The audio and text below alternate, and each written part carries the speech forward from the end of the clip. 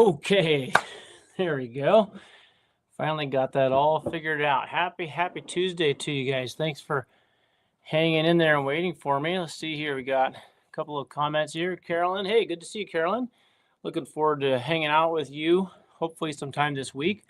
I actually just came in from a great meeting with somebody, I think a team that we're going to be working with out of Eagle, Idaho. So I'm running a little bit late, almost a little bit winded. Whew. Okay, so kind of regroup. But yeah, Carolyn, I've got some good news about. Anyway, you and I are going to talk soon. You and I have talked on the phone. We're going to meet up here soon. Just got back into town on Saturday afternoon, and then Sunday after church in the morning, went out to the Twin Falls area. And out in Twin Falls, we looked at some properties with some hot springs on them. Looking for possible doing like an Airbnb type of a property, kind of a relaxed spa type of a place with my wife's parents. So really neat properties out that way. So anyway, I had a really crazy last week, just all over the place: Washington, Oregon, Portland, back here in Idaho, then from Idaho right out to the Twin Falls area.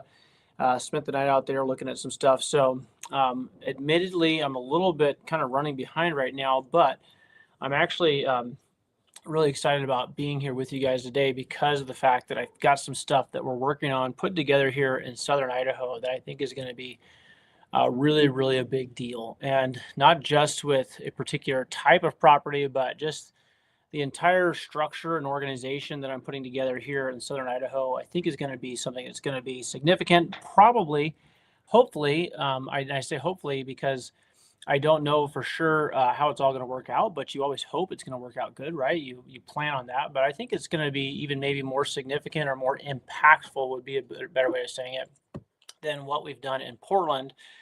And the reason I say that is because my real estate journey has been one that has been, for the most part, for the last decade that I've been doing this, my real estate journey has been somewhat of a reactionary type of a thing, meaning that I've been more reactive. Like I said, I accidentally flipped my first house, right? So that very first house that my wife and I did in Beaverton, Idaho, we didn't plan on selling it as a flip. We never intended, we weren't thinking about real estate investing. We weren't thinking about rental properties. We were literally just thinking about having a place to live. And so we bought a place in downtown Beaverton because it was in our price range. At the time, it was $172,000, if you guys can believe that.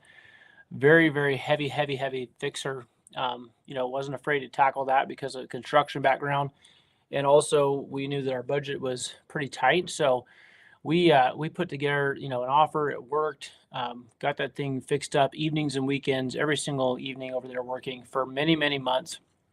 Finally got it almost livable, and then went to move into it. And this lady knocked on the door one night when we were working at the house and said she wants to buy it, right? And so I think I've told this story before, but we basically sold that house to her for significantly more than we bought it for. In fact, I thought I wasn't thinking I was going to sell it, so I just threw out a number I thought was ridiculous and found out I probably should have asked for more. But she bought it from us, and we got Peggy. Peggy says, "I'm not sure if I'm on the right podcast." Well, Peggy, if you're here for Tuesday Talks, then you are. So I think what Peggy might mean is, you guys, we stream this to right now. It should be on Facebook. This should be on YouTube. This should be on Instagram. If you guys are maybe wherever you're watching from right now, make a comment, say, "Hey, I'm watching from Facebook or YouTube or Instagram, whatever." And if you're not watching on YouTube, then I'd highly encourage you to go and actually get on the YouTube channel, John Buys Houses, and subscribe, and you'll get the notifications and things like that. But Peggy, glad that you're here. I can see your comments, Peggy. So whatever you're doing good. Okay, yeah, she's on Instagram, she says. Okay, cool. And then Sherry says, "Thanks for being here." Sherry, thank you for being here. Wouldn't be the same without you, right? I wouldn't want to just be talking into dead space. So glad that you're here. But going back to my story on how we got started, a lot of the early days of my real estate investing journey, everything was kind of happening accidentally. Okay, so meaning things were happening that were not necessarily planned. And because it wasn't necessarily planned, there was a lot of stuff that I did that if I look back on it now, I'd say, man, I definitely wouldn't do that again. I do it a little bit differently. So Kevin Smith says, watching live from YouTube. Hey, there's Mr. Chris Burdick. Guys, we had Chris Burdick in for last Thursday, the third Thursday of the PDX REI Group meetup. Had Chris in. Chris did a great job. In fact, Chris, I was going to talk a little bit today about some of your loan products here. So stay tuned. We'll might have you jump on here in a minute. But if you have any, if you feel free to post your comments or any of your information in the comments, we'll make sure everybody gets access to that.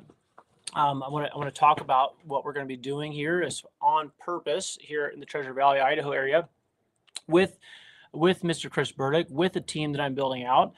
And what I wanted to say is that with what's happened in Oregon, guys, if you're in our Facebook community, we got about 4,000 people, I think just shy right now at the time of this recording, we're just shy of about 4,000 people in our PDX REI Group meetup. I'm sorry, not in the meetup, but in the Facebook community. There's a lot of resources in that community. And Chris says, happy to jump on you to help you through the tech. Well, Chris, I won't put you on that much of the spot today, but we will be doing that sometime soon. I'm going to have Chris come on and join us on the Tuesday Talks live with us. I'm going to bring him on screen. Not going to do that to you today, brother. I don't want to put you in a panic or anything, but yeah, feel free to post your information and let the people know who you are, how to get a hold of you if they are interested in a hard money loan, if they're looking for a DSCR. I want people to know that they've got a great lender available in their area. And we'll be hearing more from Chris and some very soon coming up Tuesday Talk podcast here. So, but when we talk about real estate investing and the journey, and it is a journey, I want to tell you guys that it's not something that you are just going to be, you're going to join a group or you're going to pay for a mentorship maybe, and then next thing you know, you are like a real estate investment pro. That's just not how it works. By the way, it's not how it works with anything. Anything that's worth doing is going to take time to learn. It's going to take practicing, implementation. It's going to take the experience of the oops, and the woohoos, all that stuff. It's going to take all those experiences together, combined, in order to make you the kind of investment pro and or realtor or lender or whatever, right? It doesn't matter. Like you're working on, you don't want to become a champion cyclist or a cross country, competition racer or just whatever, right? You want to learn how to sew, aprons for people that are in bakeries. I mean, whatever it is, you're going to have to take some time and you have to take some training. You're going to take some practice in order to become the person that you are trying to be. And so I want to encourage you. That's what we like to do on these Tuesday Talks. If we can help you at all, I want to encourage you, don't be discouraged because of the fact that you've paid for a mentorship and you haven't done a deal yet. If you haven't done a deal yet, it's possible it's because you're not implementing the things that you say you're learning. So in other words, people have this idea that if they buy a course or if they join a mentorship, then that's going to somehow or another going to make them an expert. It's going to be, checking that box, so to speak. And what I found more often than not is that you will get farther by working with somebody who's doing what you want to do than you will by simply just learning something new. It's amazing to me after been doing this for 10 years, how much when I sit down and I talk to people, I'm like, oh yeah, I know this and I know how to fix that and I know the answer to this. And actually I was just meeting with some folks today that I was talking about just answering one of the questions, and one of the gals was like, you should do a podcast. And I was like, well, I kind of do, but yeah, I mean, my wife was with me. She's like, yeah, she's like, he knows a lot. And I'm not saying that to brag or boast at all, because I feel like I still have so much to learn. But the point is, you learn a lot by just simply doing, right? If I know anything at all about real estate, it's more than likely it's because I learned it by doing. I'm one of those people that loves to take action. By the way, if you guys are watching right now, this is what I always like to throw this up as a test. If you're watching right now, you can hear me and you're available to get to those thumbs or that keyboard, type in action taker. Action taker. Type that into the chat, action taker. I want you to take action right now because the reality is that it's action takers who are money makers, okay? And if you're not an action taker, you're a faker. And that's not saying that to be a jerk or to be rude. I'm just saying a lot of people are real estate. They're not real estate investors. They're real estate posers. They are watching, they're consuming, they're learning, they're joining, but they are not action takers. And Kevin Smith says, taking action right now. That's right. Sherry Moore, action taker, money maker. That's right. Action takers. Okay, guys. The reason I have you guys throw that in the chat sometimes is because it's amazing how just that little bit of involvement, right? That little bit of interaction, it's like, okay, I felt like I did something, and it actually triggers things psychologically, dopamine, all that stuff. Whenever you take action and you do the thing, that's what puts you in the place or the position of being the person who is like, hey, I'm not just learning, I'm doing. And you guys have heard me quote this before, but it's worth repeating. John Maxwell said that the greatest distance in the world is the distance between someone learning and someone doing, right? Let's see here. Monica says, I'm currently setting up my second phase of estate meeting, minimizing, clearing out my third car garage. Monica, I wasn't going to say this in front of everybody at the meetup, but I'll tell it to you because we're live streaming now to the entire world. But I was thinking to say, if you really want to get that garage cleaned out, I can have my crew over. We could have that entire place emptied out in about probably in less than 8 hours. Now, only thing is I'll need a little bit of a heads up because I want to get a 40-yard dumpster over there, and we will clean that garage out. I'm saying that somewhat facetiously because I know you're trying to sell some of that stuff and get some money. But the point is, I've found in my life, by the way, guys, when I talk about these types of things, I want you to know I'm coming at it from the perspective of the guy who's done it the wrong way so many times that almost by default, I now know what to do the right way. Meaning, if you do something the wrong way enough times and you get those same wrong way results, then eventually you start going, I wonder if the way that they're doing it or if that way over there is actually the right way to do it. Because this right here isn't working, right? It's one thing to do it the wrong way. It's another thing to do it the wrong way and realize, hey, that was the wrong way. How do we know something's the wrong way of doing it? Typically, it's because it doesn't give us the results that we wanted or expected or need, right? And so when I'm giving Monica a hard time about cleaning out her garage, and her and I had a talk. Monica, you and I talked. It's been at least, I think, 6 months ago, pretty seriously about, hey, you've got to get some stuff off your plate. You got to get some of that stuff cleared out. Get your property prepped to sell, and sometimes letting go of some of those things. But I've learned this that. Monica says, and I'm not gonna pick on her. I'm gonna teach through her, as you guys have heard Pace Morby talk about. So, Monica says, so it's been about 6 months since her and I talked about her property and really specifically her getting her back deck replaced and getting a new roof. And one of the things that she said was like, well, I want to get the back deck replaced and get a new roof on it because I know that's something that's going to come up in the inspection report. Okay, so Monica is giving me permission to teach through her. Okay, so I'll do this. Okay, so now let's do some just a real quick basic figuring. It's been about 6 months since her and I talked. I think we had a probably close to an hour and a half long conversation. And one of the things that Monica was telling me is like, well, I got to get this stuff done for this house because I know it's not really in full retail, ready to go. And Monica's been working on clearing out the house and doing the different things so that she can raise money so that she can fix the roof and get the deck replaced. And I happen to know that that Monica has access to a little bit of money. It's her own money, right? And it's money that she doesn't want to go spend. It's investment money. But sometimes it's actually more wise to invest in yourself by saying, you know what, I'm just going to, instead of nickel and diming, and trying to save up enough money to do this roof, which is what a lot of us do, right? We do that. I've done that. I'm guilty as charged, okay? I want to try to save and spend, don't spend and sell this stuff and have this, that, and the other. And if you look at what the cost would be for Monica to have spent the money very quickly and just, I said, you know what, I'm going to pay a crew to come in there. I'm going to have them clean out the garage. I'm going to have them fix the deck and put a new roof on. That could have all been done very, very, very easily by someone like myself or a professional who has access to these types of folks.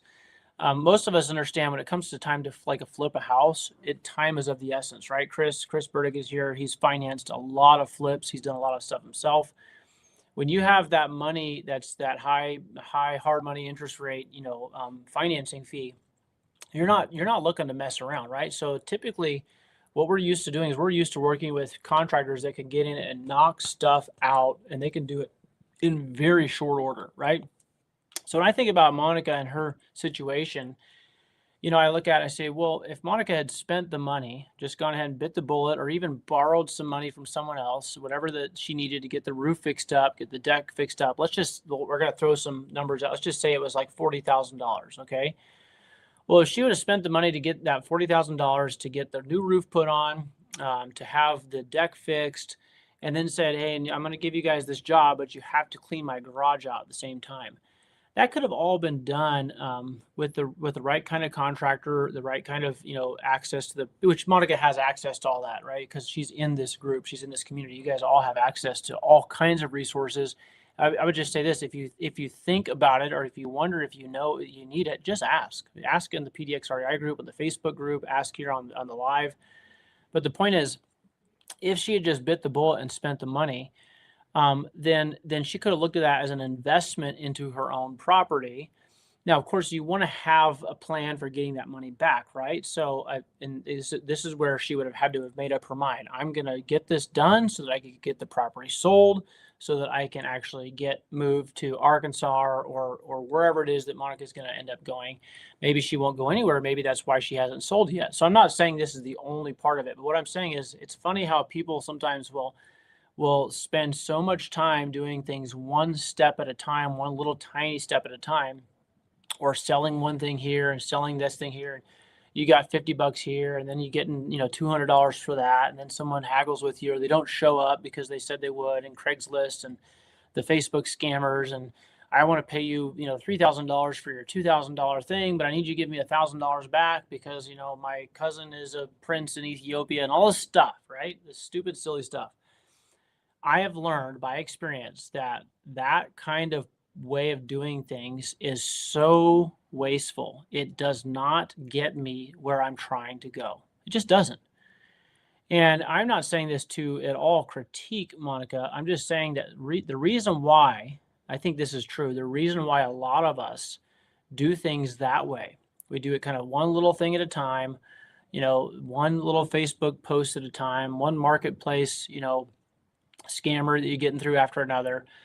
The reason why we really do that is not because we don't have the money. It's not because we don't have access to the money. A lot of times it's because we ourselves are not convinced of what it is that we're trying to do. Okay? And it's hard. It's incredibly hard to be an action taker when you don't know what it is, what action it is that you are trying to do. And so what I would encourage you to do, Monica and others that are watching this right now, is figure out what it is that you want to do.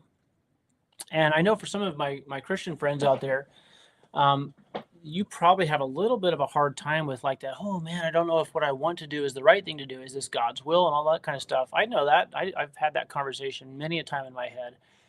And I think that the reason why we get hung up sometimes is because we're supposing that God, and I know that this is not the show where you guys didn't come on here to hear about God or Jesus or the Bible, but too bad, it's my show, so you're going to hear a little bit about it today. Okay, we typically talk about real estate, but sometimes we need to talk about life. We need to talk about belief systems. And so sometimes the reason why we don't know what to do, we can't make up our mind about something, is not because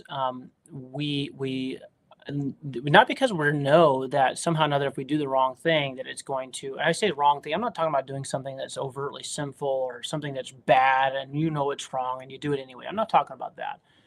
I'm talking about people that are trying to figure out what they should do with their life, trying to figure out what they should do with this property. They feel like they're stuck, and they feel like somehow or another, if they make the wrong move, then they're going to get like this God smack down from heaven. God's going to drop like 1,000-pound dented safe from from the sporting goods store, discount special, he's going to drop it on your head because you made the wrong move. And I personally don't think that's how God is. Okay. Now I know that some people would have us believe that God's like a big overgrown marshmallow in heaven, and he's just, kind of like waiting to ooze over the edge of heaven and just drip on anybody. And just, I don't believe in that kind of a God either. But I also don't believe that God is like up there, like ready to smite us down if we make not the perfect, calculated, we prayed and fasted over it type of move. Now, again, don't get me wrong. I think we should pray and fast. I think we should think. I think we should plan. I think we should talk and get counsel. But at the end of the day, you've got to wake up. Well, at the end of the day, you got to go to sleep. Okay. But the next day, okay. At the end of the day, you got to go to sleep. The next day, you got to wake up and you've got to go do something. Okay. You've got to actually go take action on something. And so if you're struggling with what to do, look at the options, pick the thing that seems to suit you and seems to be the thing that you'd like to do, and make the first step toward doing that. Make it happen, right? You say, what is my very first step toward making this happen? Some of you are like, man, I really want to flip a house. I just don't know if I can. Well, what would the very first step be toward flipping a house, right? What would be the very, very first step? Well, I would say that for some of you, the very first step would be you might want to see if you can get financing. So you might want to call someone like Chris Burdick from ABL Funding, and you might just want to say, "Hey, Chris, I heard about you. I've never done a flip before. I don't even know where to start on this. Can you give me maybe a list of things that I need to do to get prepared or get ready for doing my first flip?" Now, I don't have a deal yet, so I understand that you're going to need that eventually. But Chris, what should I do to become a good borrower? What should I do to become a good candidate for doing a flip? Now, listen, I'm using the flip as an example. Some of you have been wanting to do a flip for so long, okay?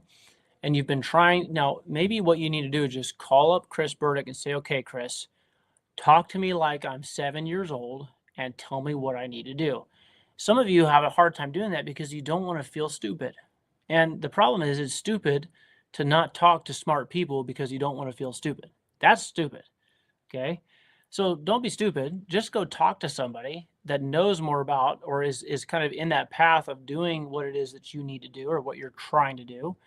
Take that first step and then find out if that first step is, hey, how was that? Was I able to do that? Hey, look at that. Well, now I know what to do.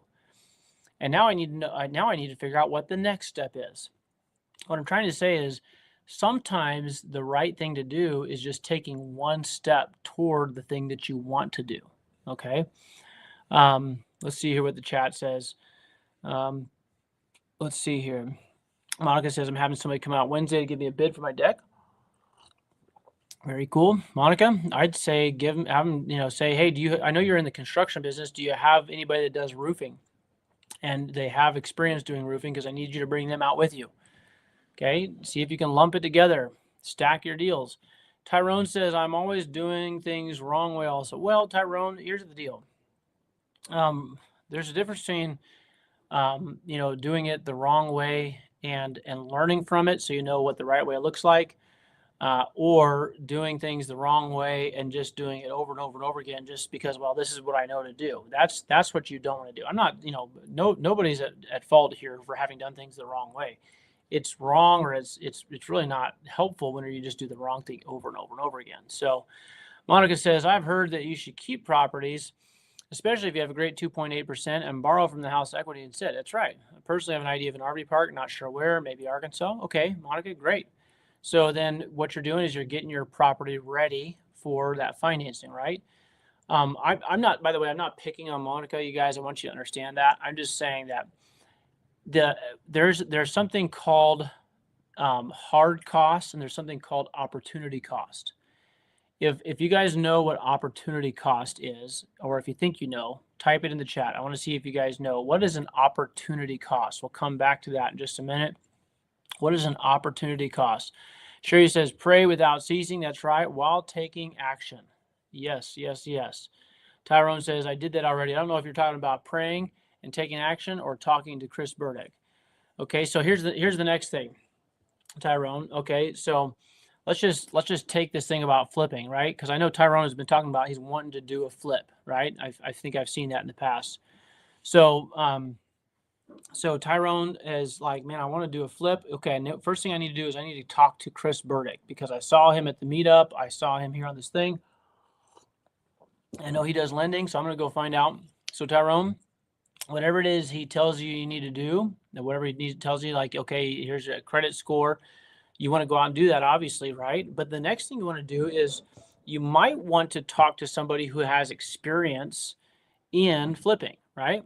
You might want to talk to somebody who's an experience, and you might want to say, listen, I'm going to do all the legwork, but I want to do a deal with you. I want to be on the paperwork somehow. I want to be in the LLC structure. You can position it in such a way where I'm not a threat to you. There's no way that you're going to be harmed or slowed down by me, but I need to be on the paperwork because I want to be able to show by the paperwork and by the experience of a project done that I've done my first flip. Sometimes just doing one, even if you didn't really do a lot of it, but you were just part of it, that right there can give you the confidence you need to go out and find the next one.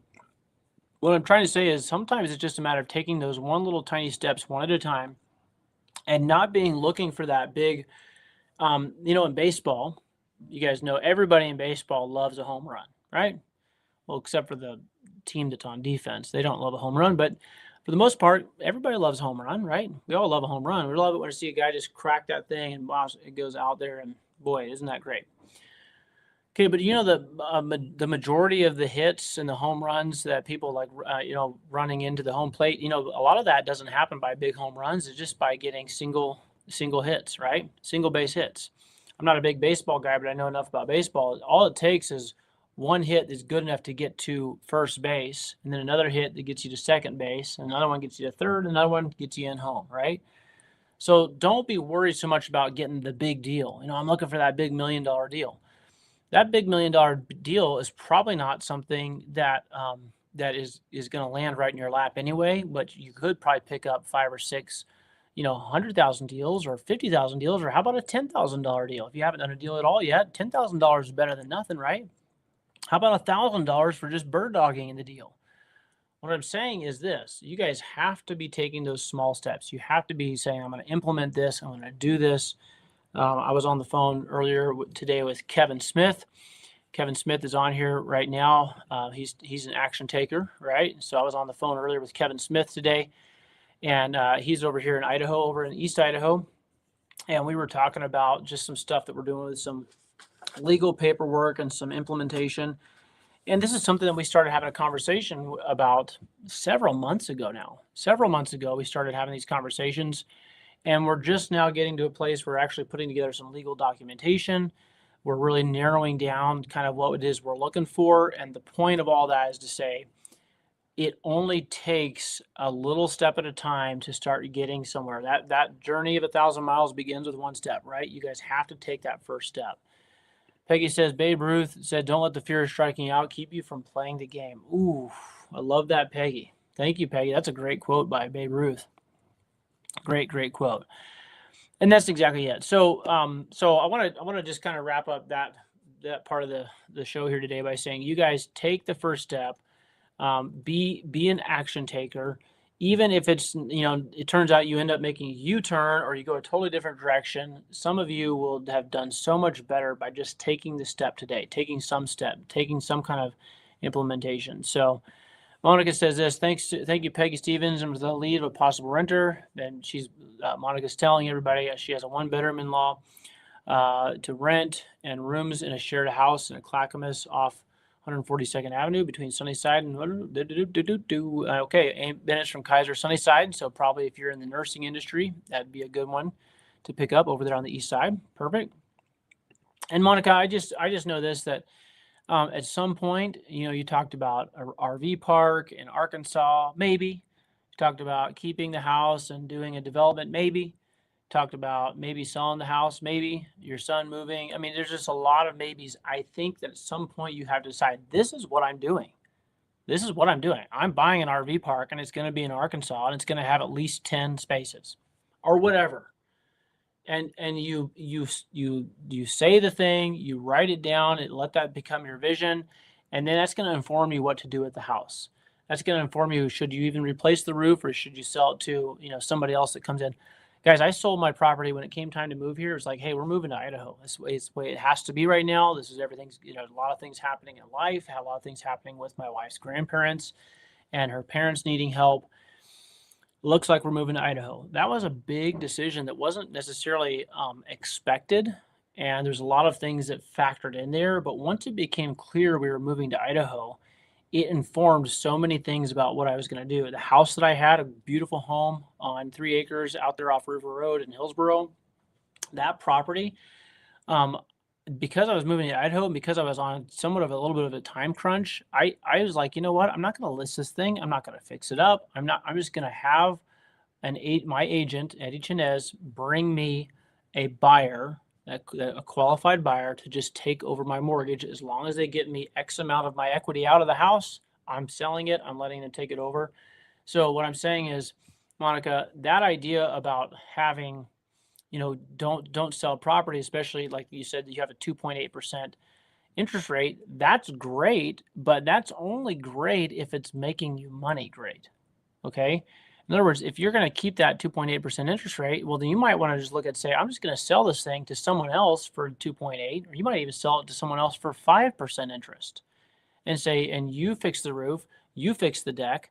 I'm going to take what I want to, I'm going to put it in a storage container, and I'm moving to Arkansas to buy myself an RV park, because the only way I'm going to sell this place is if you give me $200,000 of my cash in equity right now, and then I'll carry a note for the remaining 50,000 or 100,000, whatever it is, for another 2 years. But you're going to have a balloon payment, pay me that amount off, in 2 years. So get yourself a plan, get the property fixed up, get it financeable, because I expect my other $100,000 of equity back in 12 months or whatever, right?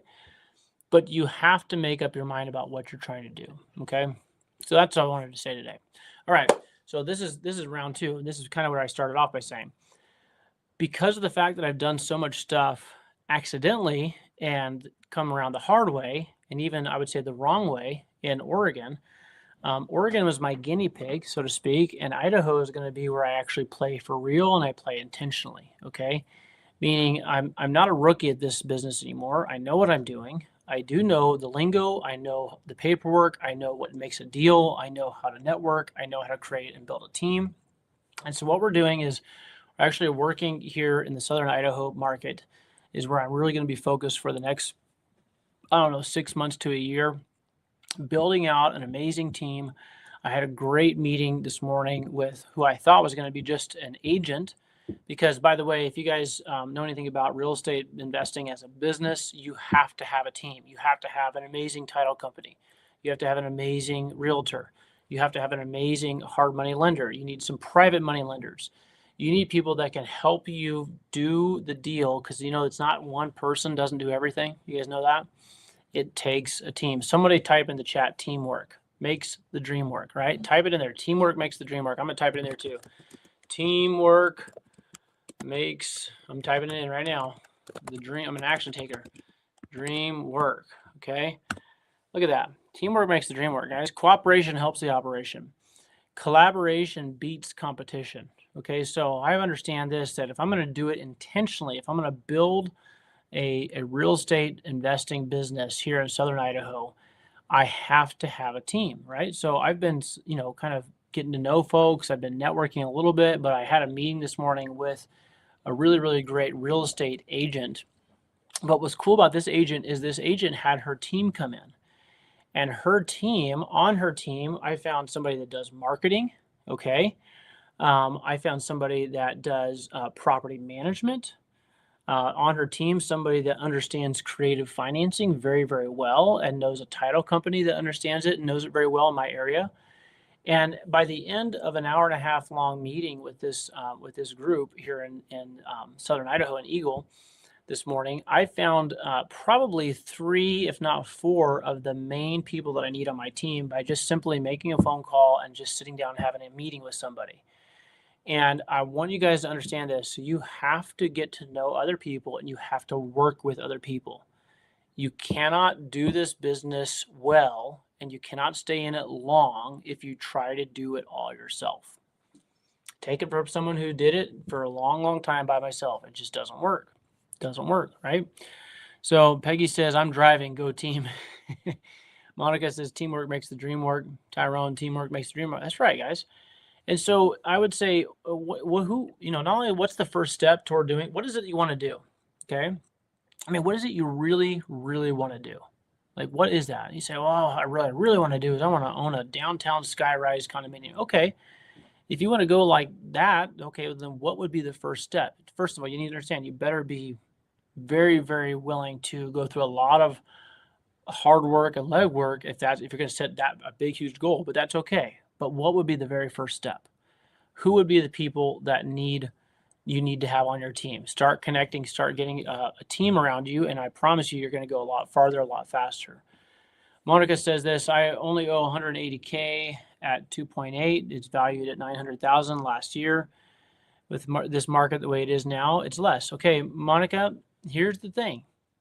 Okay, here's the thing. I'm gonna try to teach through you again. That is, all of that information is completely irrelevant if you don't know what you want to do. I said it. It's completely irrelevant if you don't know what you want to do. You have to pick something that you want to do, and you have to be convinced that this is what you're going to do, and then you have to go for it. Then we can factor in this information. You see what I'm saying? So let's just say that you wanted to buy, you were just like dead set, I'm going to buy an RV park in Arkansas. Okay, well, I would ask you some questions like, okay, how many slots, and do you want it to be a value add, and do you want it to be in a particular area of Arkansas, and so on and so forth. But the point is, once you kind of got to a place where you understood what you wanted to do, then I would go back to this, house, this asset that you have, and I say, okay, well, Monica, you owe 180. It's more or less, it's probably, let's just call it like in the next year or so, it's probably gonna be worth about $1 million, right? So let's just say at 900,000, that's a pretty good deal, market value today, maybe a little bit less. But what if you sold that property to somebody who understood the value of a 2.8% interest rate? And let's say you sold that property to them. They were able to take over that 180K interest rate, and you sold it to them. And you said, listen, I'm going to sell this to you for $900,000. I want $200,000 down. Then you can take over the mortgage, the 180,000. You can make payments on that at only 2.8%. And I'll tell you what, I'm going to carry the remaining note. So what is it? 900,000 minus 380, right? So the remaining balance that they would owe you would be, somebody type it in the chat, 900 minus 380, because 180 on the loan, then they're going to give Monica 200. So the remaining balance would be somewhere, what is that, about 520 or something like that. Whatever that is, you say for that remaining balance, I'm going to take payments of X amount, whatever amount works for you, and make it reasonable, obviously, and then say, and you're going to take care of all the house, and you're going to take care of all the deck, and you're going to take care of the roof, and you're going to take care of everything, but I'm going to carry the note for you to make it worth your while, and I'm going to give you, let's just say 3 years to pay off the balance of that loan. Now, that's one thing you could do if you knew what it is you wanted to do.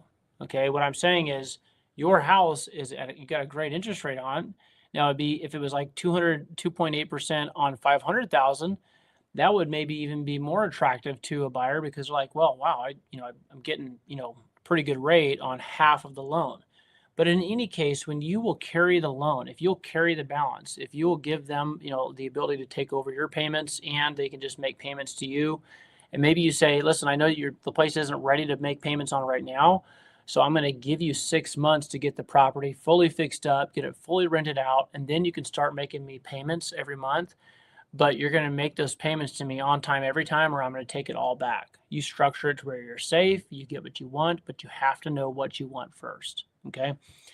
So hopefully that makes sense. Andy's saying, yes, it does. Sub 2. That's right. Okay, guys, I'm telling you this. This Southern Idaho market is wide open. I'm super pumped about being here. I'm really pumped about the fact that I'm going to be able to build a team. I'm doing it intentionally. I have a great plan in place. I'm just slowly but surely putting together the right people, the right part of the team.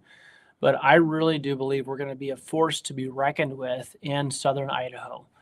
And by the way, if you guys know anything about Idaho, you know Idaho is like 2 states. You have North Idaho, Coeur d'Alene and Post Falls, and then you have Southern Idaho. It's like Boise, Nampa, that area. But um, so the point is that this area over here, everything that we've done in Oregon, we've done kind of reactive, like, oh, we should do this. Oh, this happened, so let's do that. Here in Idaho, we're looking at is wide open blue sky, and we're saying we're going to do this. So we're being proactive. So I'm connecting with the right people. We're creating the right market. We're putting together a monthly meetup. So that's one thing I want to tell you guys. If you're in the Idaho area, you've heard us talk about the PDX REI group meetup. Here in Idaho, we're going to start the Treasure Valley REI group meetup, and we're going to start doing that monthly. And I would love to hear from you guys if you're in the Southern Idaho area. What would be a good time of the week to do this? If we did it every month, what would be a good day for you? I'm thinking keep it on a Thursday, because we have the third Thursday in Oregon. We might do like the second Thursday or the first Thursday here in Idaho. But we're going to start doing this. Kevin says Idaho is full. Thanks for your interest. Resident applications rules. Yeah, I don't think they got the memo in California or anywhere else, Kevin. So, what you have to do is you have to tell them it's actually not Idaho, it's Iowa. Iowa is where you want to go, right? Now, it is funny because just yesterday, Sunday afternoon, and then all day yesterday, we were looking at properties over just beyond I guess it'd be just a little bit east of Twin Falls. And boy, man, some beautiful properties. I mean, just amazing properties. Gorgeous landscape, quiet, hardly any traffic. It's like, man, I can't believe this state is so untapped. But the point is, here in Idaho, there are a lot of people that are kind of doing things on their own, but there's not like a collective group of people that I've been able to find so far that actually are in it to help each other and to create that culture that we have at the PDX REI group. So we're going to be doing that here intentionally on purpose, and we've already gotten the ball rolling, and we'd love to have you be a part of it. So if you're interested in joining us that in the Southern Idaho area, please let me know. I'd love to see where we can have you fit in. But Monica says here, thank you for teaching through me. Yes, Monica, you're always a willing student, and I always appreciate letting me pick on you a little bit and to kind of walk you through some stuff. So hopefully that will help you guys. I hope that this has been a good broadcast. If it was, give me a thumbs up. Share this with somebody who might be in Southern Idaho, might be interested in working with us. Obviously, you guys in Portland, you know the drill.